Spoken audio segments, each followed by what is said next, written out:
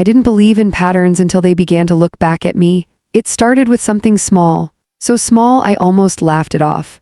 A phone call that came at the same time every Thursday. A misplaced envelope that reappeared exactly where I had already checked twice. My daughter's voice, always slightly tighter whenever I asked a certain kind of question. At 60, you think you've seen enough of life to recognize coincidence when it shows up. You tell yourself not to become one of those people who reads meaning into everything. I used to say that out loud sometimes, usually while folding laundry or stirring soup, as if the walls needed reminding too. But patterns don't ask for permission. They settle in quietly, and then they wait. Before all of that, my life had a rhythm that felt earned. I lived in a modest, sunlit house on Maple Drive, the kind of place where the floors creak in familiar ways and the kitchen window catches the softest morning light. I had been there for 32 years. Long enough to know which cabinet door needed a little lift before it would close properly, long enough to feel like the walls held my memories in place. My husband, Colby, passed away 8 years ago, a quiet kind of loss. The kind that doesn't shatter everything at once, but instead softens the edges of your days until you realize you've been living alone for longer than you ever planned. We had one daughter, Laurel. She was 35 now, married with a son of her own. My grandson Noah, who had Colby's eyes and a habit of asking questions that never quite had simple answers. Laurel lived about 20 minutes away, close enough for Sunday dinners, far enough to have her own life. That was something I had always been proud of. I didn't want to be the kind of mother who held on too tightly. I raised her to stand on her own, to make her own decisions. And for the most part, she did. Sunday dinners were our ritual, nothing extravagant. Roast chicken, sometimes pasta, always something warm and familiar. Noah would run ahead of his parents, pushing the door open before I could even reach it, calling out Grandma in that high, breathless voice that made the house feel alive again. Laurel would follow, usually with a smile that looked a little tired around the edges. Her husband, Mark, would come in last, polite, quiet, always offering to help but never quite stepping into the space fully. There was nothing wrong with Mark, that's what I told myself for years. He worked in finance, long hours, careful with his words. He had a way of nodding instead of speaking when conversations turned personal. I assumed that was just who he was. We all sat at the same table, same seats, same plates I had used since Laurel was a child. Routine can be comforting like that. It gives you the illusion that everything is exactly where it should be. The first time I noticed something off, it was a Thursday afternoon. I remember because I had just come back from the grocery store.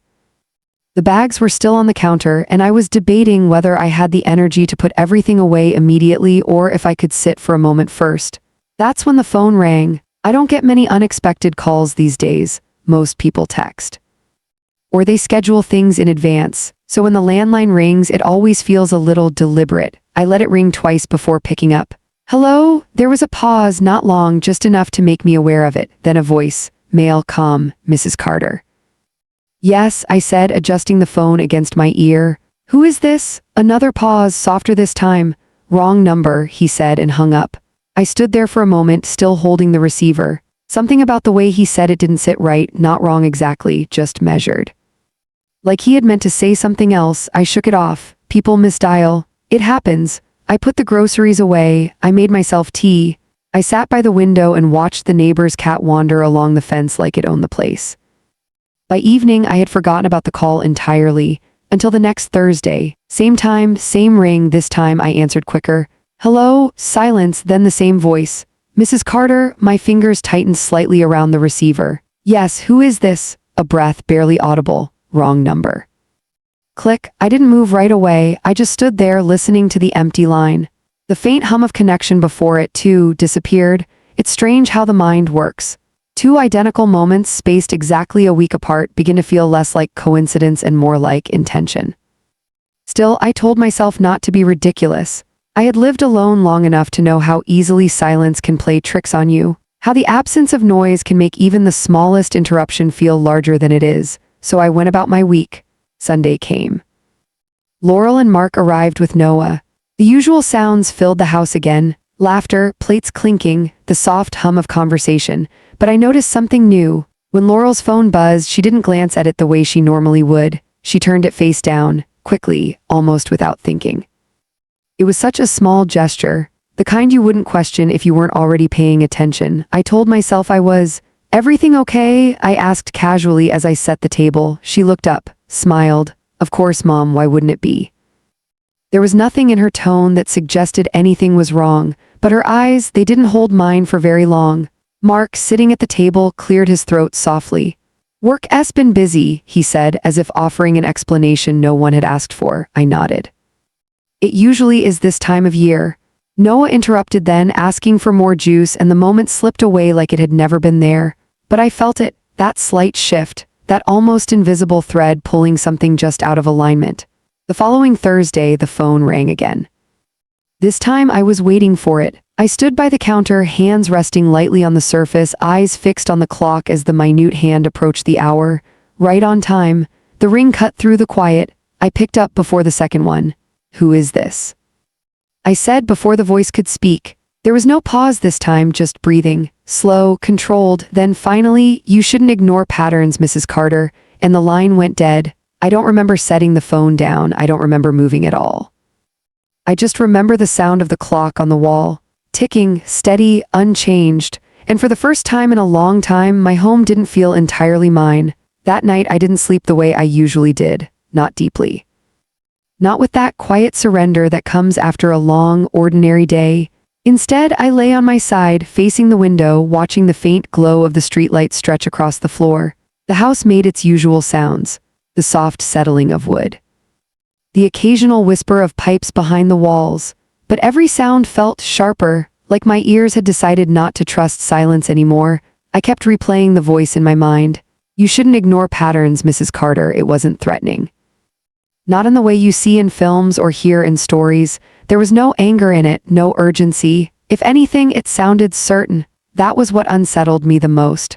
By morning, I told myself I was overthinking. That's the thing about being alone for long stretches of time. Your thoughts don't have anywhere to go, so they circle back. Again and again until something simple begins to feel complicated. I made my coffee the way I always did. 2 teaspoons of sugar, a splash of milk. I stood by the kitchen counter looking out at the same fence, the same quiet street.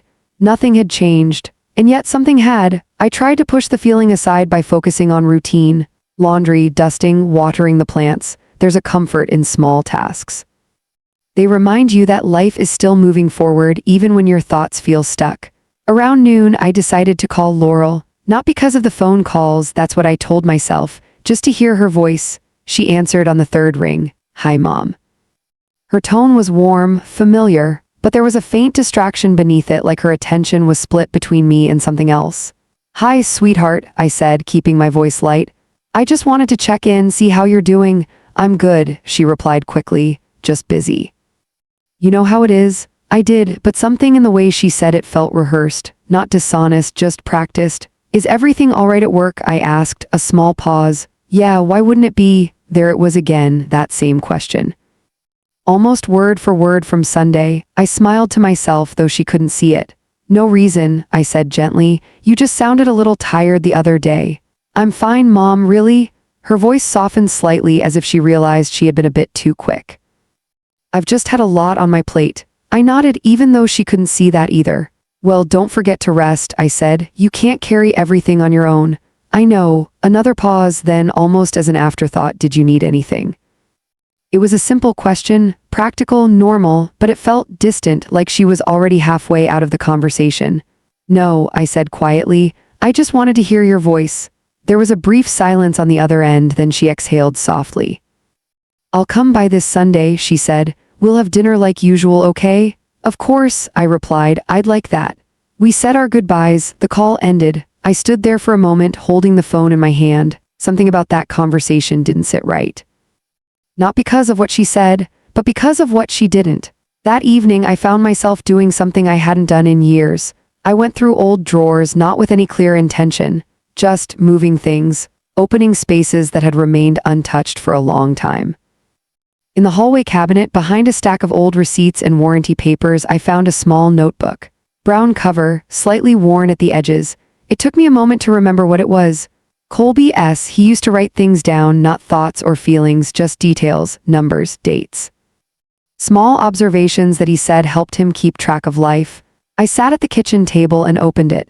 The pages were filled with his neat, careful handwriting, grocery lists, appointment reminders, notes about the car maintenance, ordinary things until I reached the middle. There, the entries changed slightly. They weren't long, just single lines written at irregular intervals. Call received, no message. Same time as last week. Number unlisted. I felt my chest tighten just a little. I flipped the page, more of the same, different dates, always spaced a week apart, always brief. Always precise. I traced my finger over one of the entries. The ink had faded slightly, but the words were still clear. Feels intentional. I closed the notebook slowly. The room felt quieter than it should have. Colby had never mentioned this, not once. And I couldn't decide what unsettled me more, the fact that it had happened or the fact that he had kept it to himself. That night I didn't just lie awake. I listened. To the house, to my own breathing, to the faint hum of electricity in the walls, waiting. For something I couldn't quite name, Sunday arrived sooner than I expected. Laurel came alone. That in itself wasn't unusual. Mark sometimes worked weekends. Noah had a birthday party to attend, she explained as she stepped inside, brushing a loose strand of hair behind her ear. But something about her felt different. She looked tired, not physically exactly, but there was a heaviness in the way she moved, the way she set her bag down, the way her shoulders didn't quite relax even after she sat down. I made your favorite, I said, gesturing toward the kitchen. Lemon chicken. She smiled. Thanks, Mom. We moved through the motions of dinner, setting the table, pouring water, sitting across from each other in the same seats we always used. For a while, everything felt almost normal.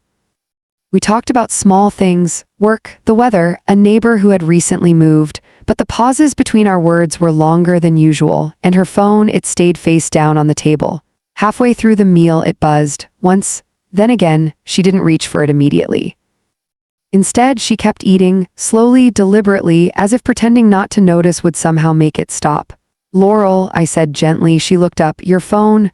Oh, she said, glancing down briefly. It's nothing.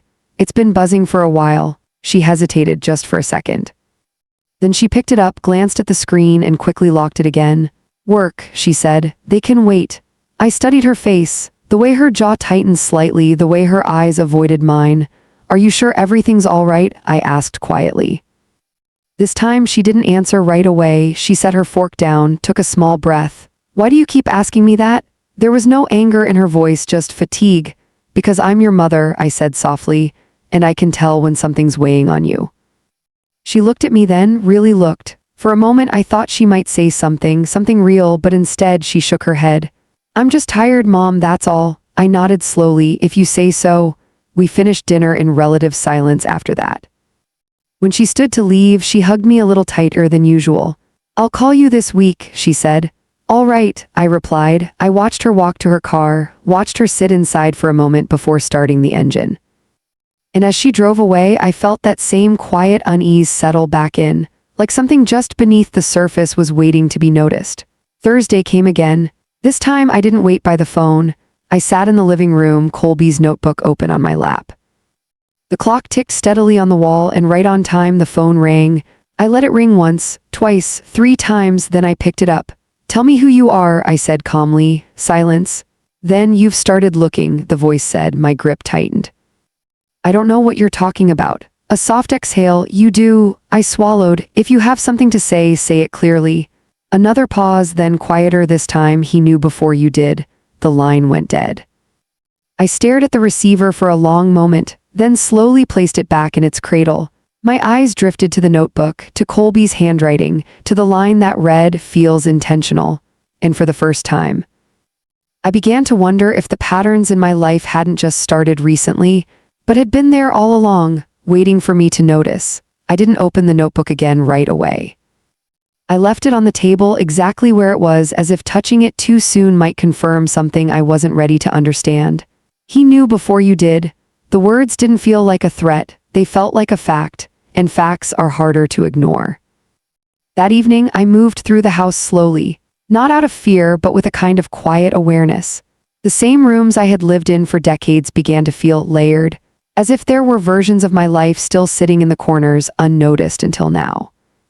In the hallway, I paused by the coat closet. Colby's old jacket still hung there. I had never found the right moment to move it. Or maybe I never wanted to. I reached out and touched the sleeve.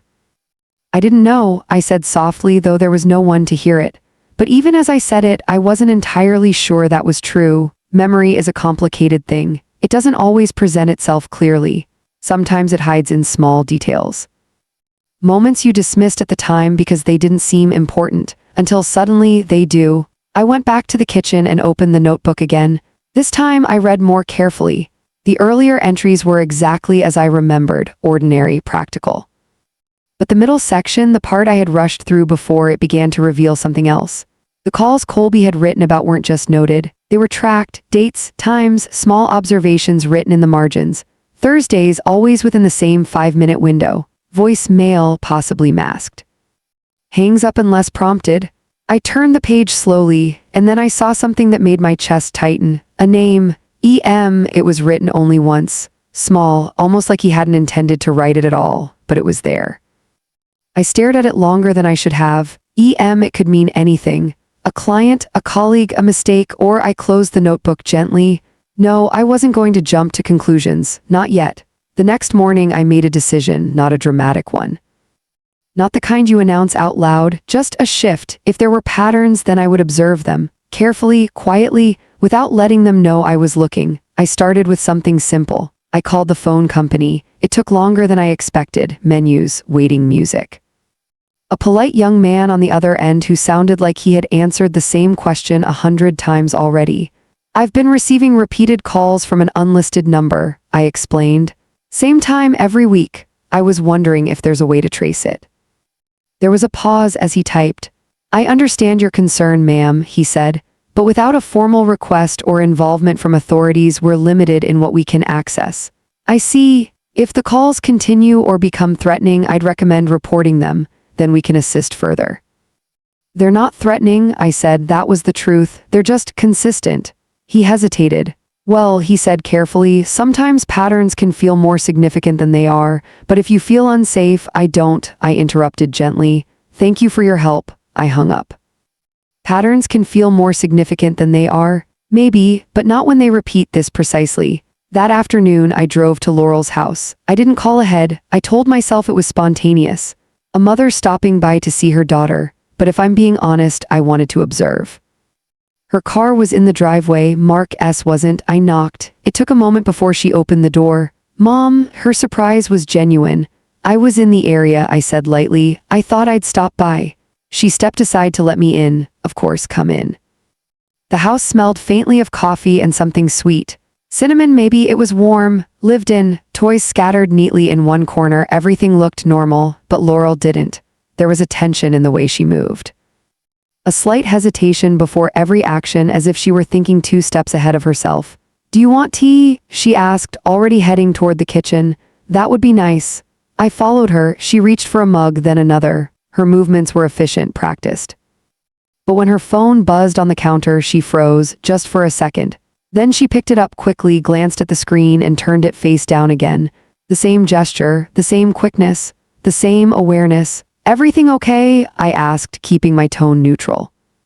Yes, she said a little too quickly. Just work. I leaned lightly against the counter. Laurel, I said gently, you've been saying that a lot lately. She didn't respond right away. Instead, she poured the hot water into the mugs. The steam rose between us, softening the space.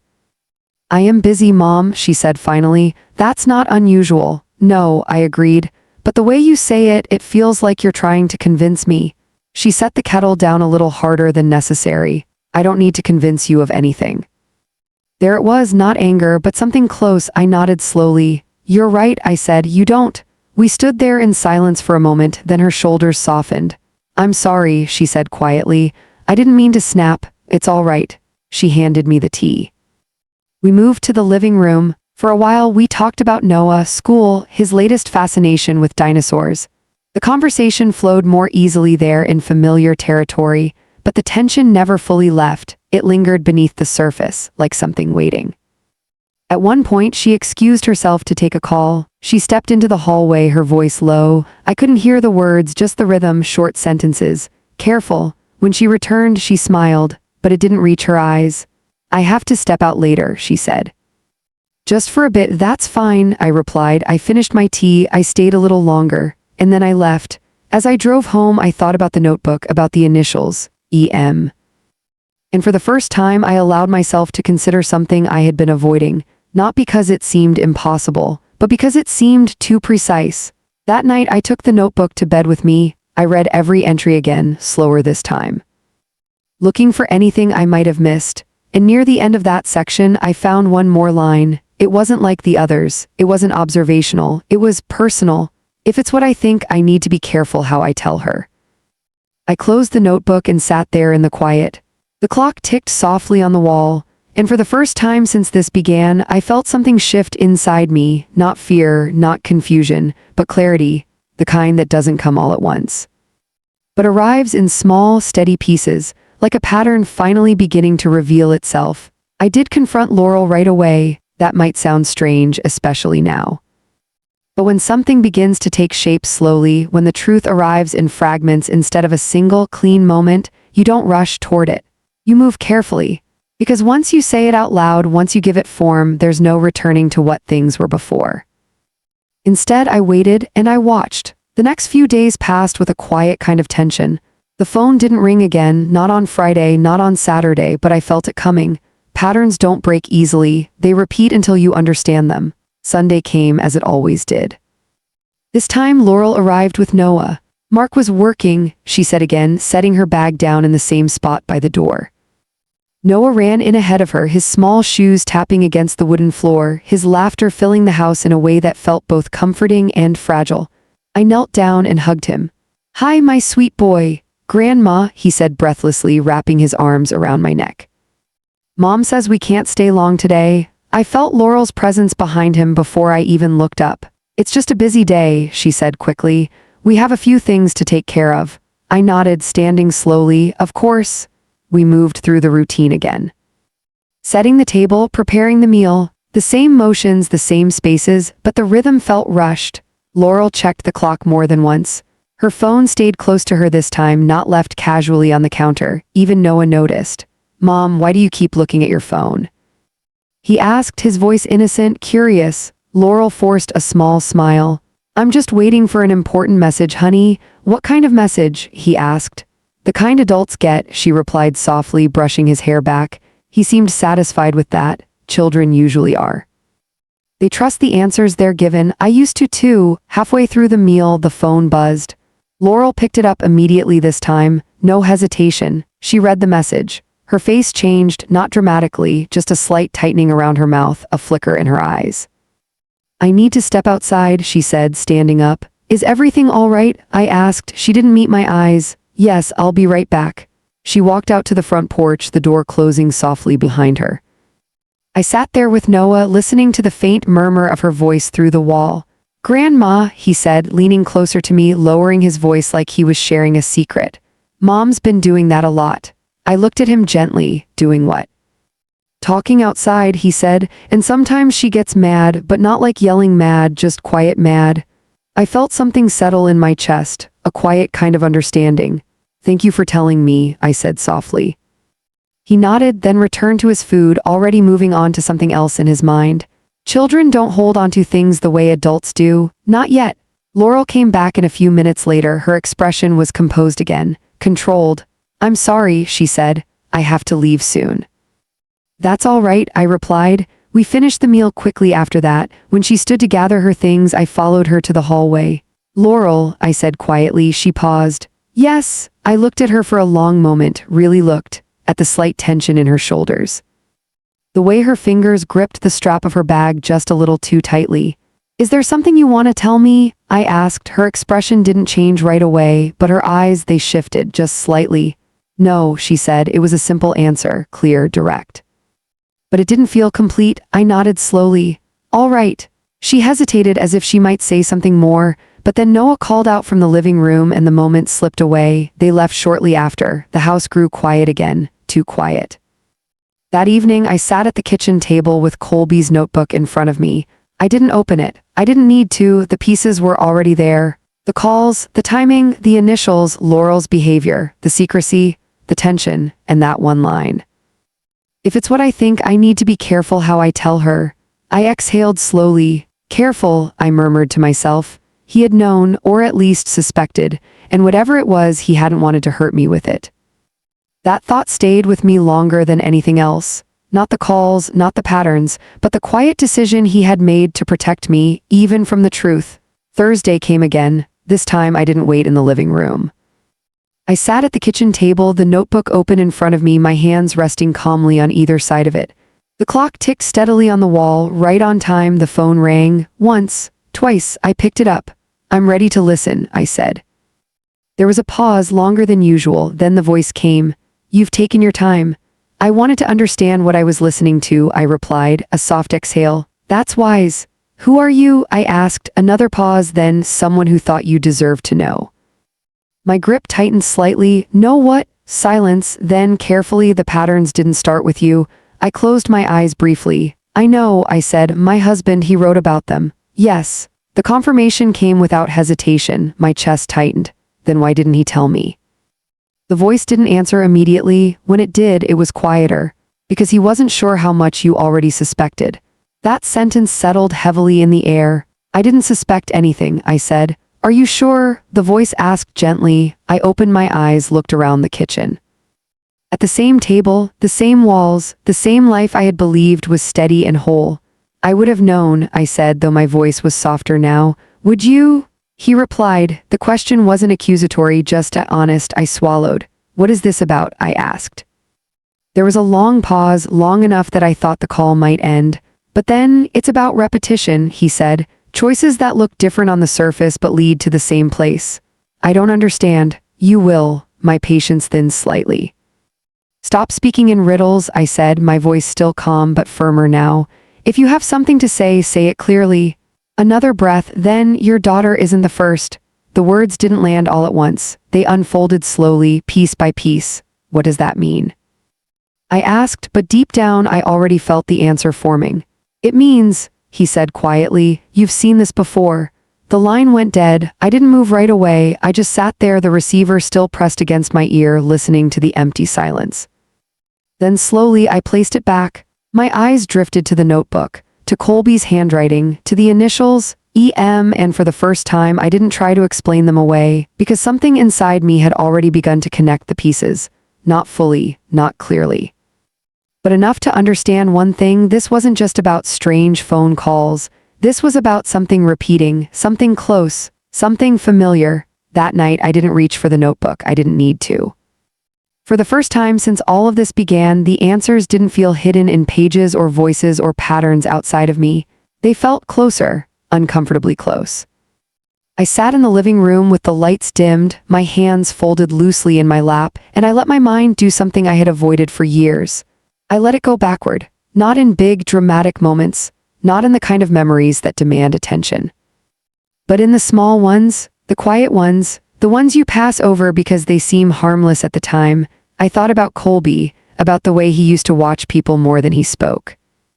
About how in the last few years before he passed, there had been moments, brief, almost invisible, where he seemed distracted.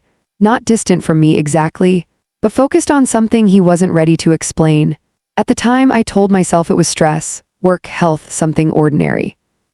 Now I wasn't so sure. Then my thoughts moved to Laurel, not the woman she was now, but the girl she had been. Careful, observant, sensitive in ways she didn't always show. She used to notice things, small changes in tone, in mood, in routine. "Mom," she once said to me years ago when she was still living at home, "why does Dad get quiet on Thursdays?" I remember that moment clearly now. At the time I had smiled, dismissed it. "He's just tired," I told her. "Work takes a lot out of him." She nodded, accepted the answer, but I remember the way she looked at him that evening, not suspicious, just aware. I leaned back in my chair, exhaling slowly. Patterns, not just in events, but in people, in the way we notice things, in the way we choose not to. The next morning I made another decision. This one wasn't quiet, it wasn't subtle, it was necessary. I was going to speak to Mark, directly, not through Laurel, not through assumptions, but face to face. I called him around midday. He answered after a few rings. "Hello." "Mark," I said, keeping my voice steady. "It's me." A brief pause. "Oh, hi." His tone was polite as always, controlled. "I was wondering if you had time to meet," I said, "just the two of us." Another pause, longer this time. "What for?" he asked. "I think it would be better to talk in person." Silence settled between us. I could almost hear him thinking, weighing. All right, he said finally. When? We agreed on a small cafe not far from his office, neutral ground, public enough to keep things contained. Private enough to have a real conversation. When I arrived, he was already there, sitting at a table near the window, hands wrapped around a cup of coffee he hadn't touched. He stood when he saw me. "Thank you for coming," I said. "Of course," he replied, though there was a slight tension in his posture. We sat. For a moment, neither of us spoke. The quiet between us wasn't uncomfortable, just heavy. "I'll be direct," I said finally, "because I think we both understand that this isn't a casual conversation." He nodded once. "All right." I studied his face, the careful expression, the way his eyes stayed steady but not entirely relaxed. "You've been distant," I said, "from me, from this family." His jaw tightened slightly. "I've been busy," he replied. "That's what Laurel says too." It's the truth. I let that sit for a moment, then I leaned forward slightly. "Mark," I said gently, "I'm not here to accuse you of anything. I'm here because I've started noticing things that don't align." His eyes shifted then, just slightly. "What things?" I held his gaze. "Patterns." The word hung between us. For the first time, his composure cracked, not visibly, but enough. "I don't know what you mean," he said. "I think you do." He exhaled slowly, looking down at his cup. "You're reading into things," he said quietly. "Am I?" I reached into my bag and placed the notebook on the table. I didn't open it. I didn't need to. "This belonged to Colby," I said. "He wrote about things he didn't fully understand at the time." Mark didn't touch the notebook.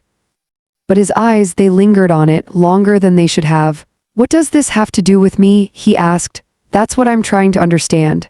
Silence. Then, "Laurel hasn't told me anything," I added softly. That made him look up quickly. "She hasn't told you anything because she doesn't know how," I continued. His lips pressed together. "That's not fair," he said. "Neither is whatever this is," I replied calmly. We sat there, the weight of unspoken truth settling more heavily with each passing second. Finally, he spoke. "She's under a lot of pressure," he said. "That's all." "What kind of pressure?" He hesitated, then shook his head.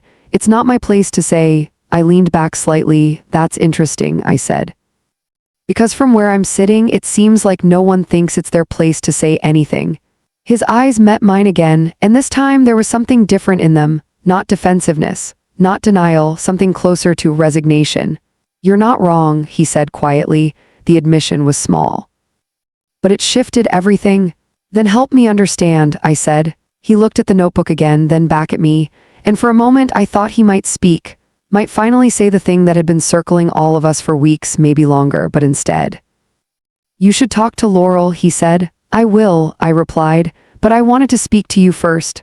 "Why?" "Because you're part of this," I said simply. He didn't argue. He didn't deny it. He just sat there, his silence saying more than any explanation could. After a while I stood. "I won't push you," I said. "Not today." He nodded. "Thank you." I picked up the notebook, paused for a moment, then added, "But whatever this is, it's already begun to surface." He didn't respond. He didn't need to. I left the cafe with a quiet certainty settling in my chest. Not clarity, not yet, but something close.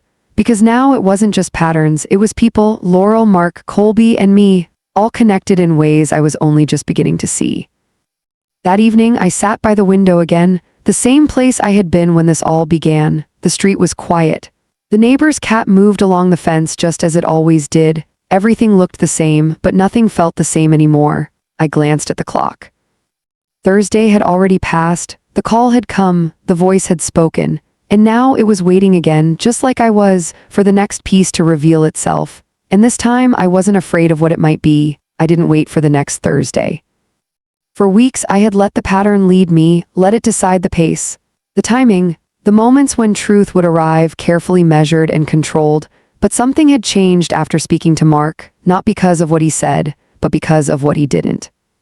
Silence, I've learned, is not empty. It carries weight, meaning, sometimes more than words ever could.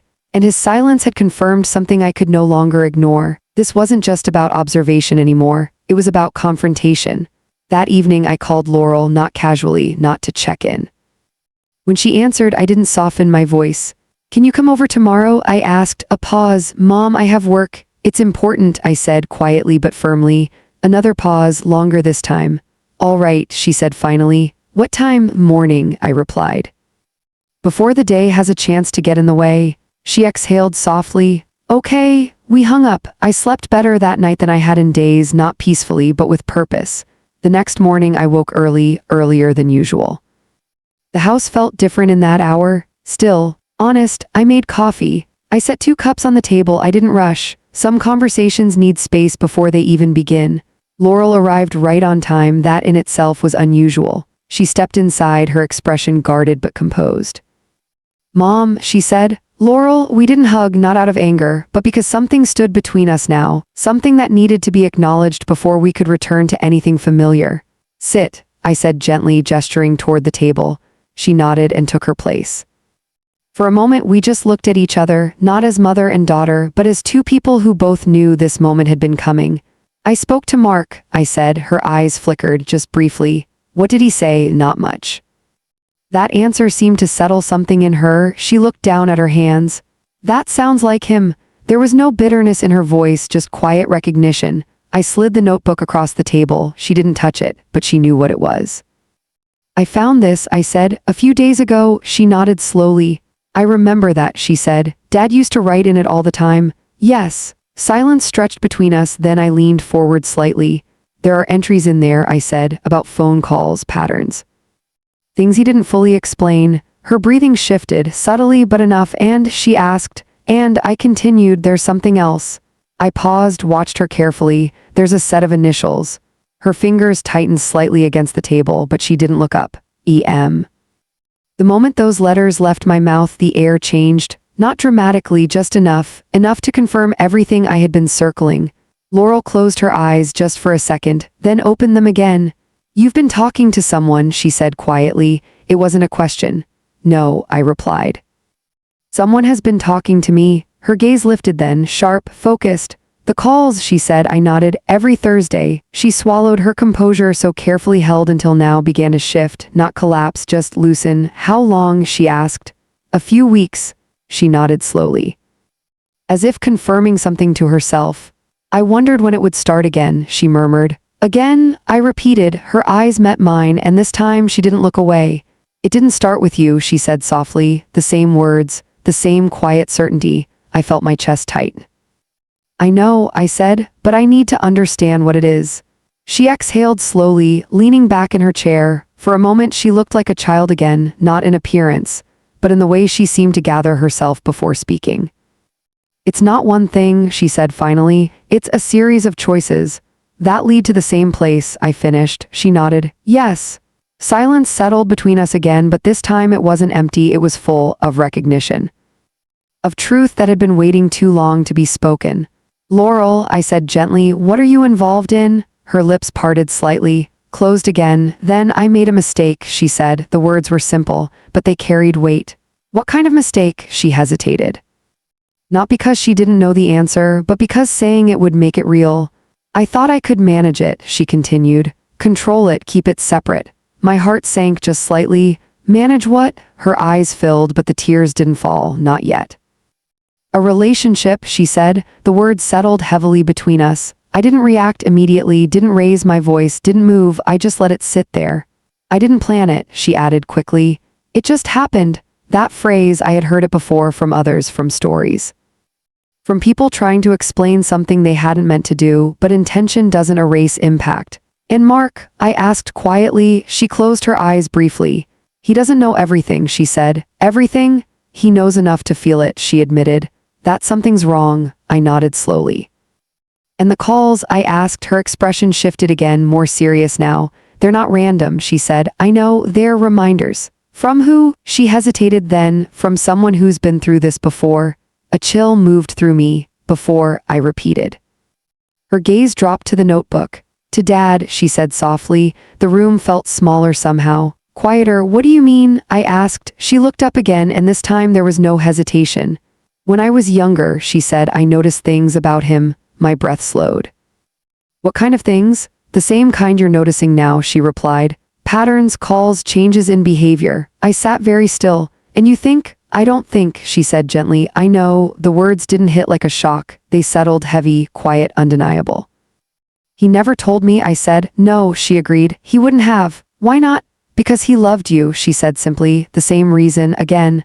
I closed my eyes briefly, not to escape, but to absorb. When I opened them again, Laurel was watching me, carefully, waiting.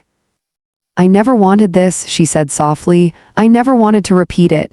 "But you did," I replied, not accusing, just true. A tear slipped down her cheek.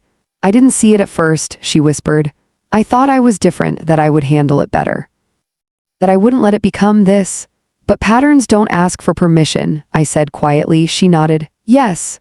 We sat there for a long time, no raised voices, no dramatic confrontation, just two people finally looking at the same truth, and the person calling me.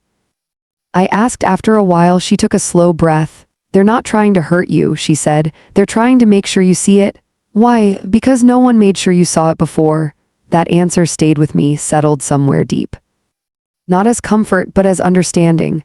"I'm going to tell Mark," she said suddenly. I looked at her. "You should." "I'm scared," she admitted. "I know." Another pause. "But I can't keep pretending this isn't happening." "No," I said gently. "You can't." She wiped her cheek. Took a breath, and for the first time since she arrived, she looked clear, not free, but honest. "I'm sorry, Mom," she said. I nodded slowly. "I know you are." And I did, because regret has a way of revealing itself without needing to be proven. We didn't hug. Not yet. Some distances take time to close, but something had shifted.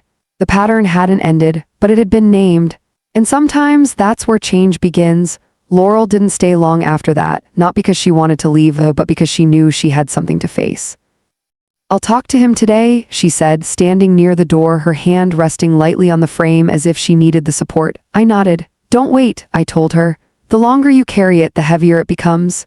She gave a small, tired smile. "I think it's already heavier than I can hold." There was honesty in that, the kind that doesn't ask for comfort, just acknowledgement.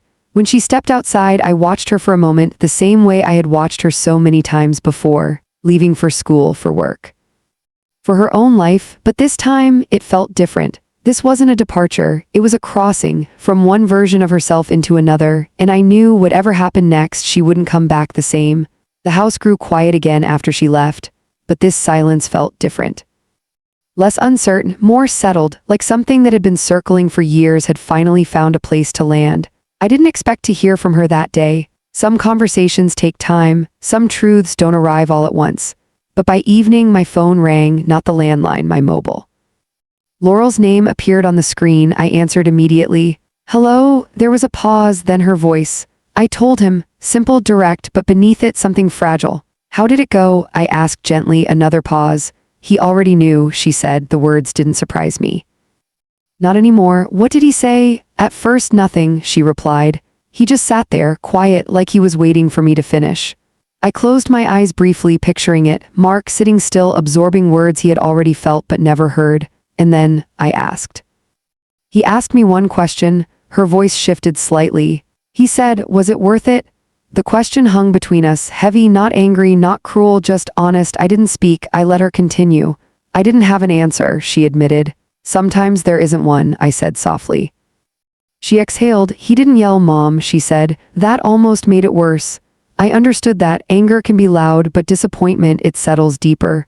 "What happens now?" I asked. "I don't know," she said. "He asked for space." "That's fair, yes." There was a long pause, then I ended it, she added. "With the other person, yes." Her voice was steady now, not relieved, but resolved. "I should have done it sooner," she said. I didn't respond right away, because sometimes stating the obvious doesn't help. "I'm going to stay with a friend for a few days," she continued. "Give him time, give myself time." "That sounds wise." Another pause. "Mom, yes, I keep thinking about what you said." "What was that?" "That patterns don't ask for permission." I smiled faintly, though she couldn't see it. "They don't. I don't want to repeat this," she said quietly. "You don't have to," I replied. Silence. "Then, do you think Dad ever regretted it?" The question came softly, carefully. I looked out the window, the fading light stretching across the yard. "I think he carried it," I said, "in his own way." "That's not the same as regret." "No," I agreed, "but it's close." She didn't respond immediately, and when she did, her voice was quieter. "I don't want to carry this," she said. "Then don't," I replied gently. "Face it, learn from it, and let it change you." Another pause, then, "I love you, Mom. I love you too." The call ended. I sat there for a long time afterward, not thinking. Just being. The next few days passed quietly. No calls on the landline, no strange interruptions. The pattern, it seemed, had paused, or maybe it had served its purpose. On Thursday, I still found myself listening, not out of fear, but out of habit. The clock ticked toward the hour. The house held its breath, but the phone didn't ring, not once. I sat there, my hands resting lightly on the table, Colby's notebook beside me. After a while, I reached for it, opened it one last time. I read the entries again, the careful observations, the quiet concern, the restraint, and then I turned to the last page, the one that held his final note. If it's what I think, I need to be careful how I tell her. I traced the words with my finger. You were careful, I said softly, maybe too careful. But I understood now. Love doesn't always reveal the truth. Sometimes it tries to protect you from it, even when that protection leaves you in the dark. I closed the notebook gently, and for the first time since all of this began, I didn't feel the need to search for more. The truth wasn't hidden anymore. It was lived, in choices, in consequences, in the quiet space between what we do and what we understand. A week later, Laurel came by again. Alone, she looked different, not lighter, but clearer. Like someone who had stepped out of something heavy and was still adjusting to the air. We sat at the kitchen table, the same place where everything had shifted. How is he? I asked. Still quiet, she said, but present. That's something, yes. She looked around the house, at the familiar walls, the same spaces that had held so much for so long. I keep thinking about you, she said. In what way? How you didn't yell, she replied. How you just listened. I considered that for a moment. Sometimes listening reveals more than reacting, I said. She nodded. I'm trying to do that now. With Mark, yes. I smiled faintly. That's a good place to start. We sat in comfortable silence for a while, not empty, not tense, just shared. After some time, she reached across the table and placed her hand over mine. It was a small gesture, but it carried everything we hadn't said. I'm going to do better, she said. I looked at her, not as the child she had been, but as the woman she was becoming. I believe you, I said, and I meant it, because patterns may repeat, but they can also be broken, not easily, not perfectly, but intentionally, and sometimes that's enough.